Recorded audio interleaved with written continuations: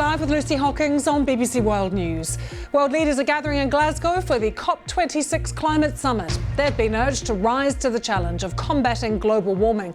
Boris Johnson said action is needed right now. This is very, very urgent for not just for our country, for the whole world. And if I had to give a comparison, I'd say it was a 1 minute to midnight moment, and the clock is ticking. We'll be in Nigeria finding out what decisions made at the summit may mean on the ground for an oil-producing nation. UN scientists warn that extreme weather events are the new normal. The past 7 years are on course to be the hottest on record. And a special report from Libya on the migrants living in a tented city outside a UN building.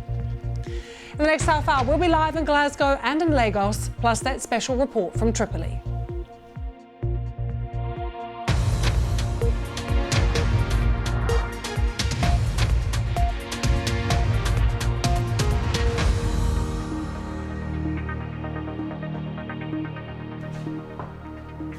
World leaders are in Glasgow right now. They're being urged to put aside their differences and agree urgent action to limit dangerous rises in temperature. There's around 120 heads of state there at the UN climate conference, including President Biden, who has just arrived. But the leaders of both China and Russia, two of the world's biggest greenhouse gas producers, won't be there. The UK's Prime Minister Boris Johnson is hosting the event, and he has been very busy today greeting many of the delegates who are there. These are live pictures coming to us from Glasgow. He is with the UN Secretary General there, Antonio Guterres.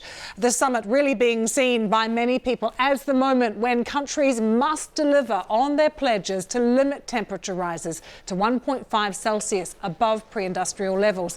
That's to avoid the worst effects of climate change. And we've been hearing from Mr. Johnson, who has said the world is at 1 minute to midnight, having run down the clock on waiting to combat climate change. Prince Charles as well. He will address our leaders today. He says a warlike footing is needed to deal with the crisis. Well, Boris Johnson has been speaking to our climate editor, Justin Rowlett.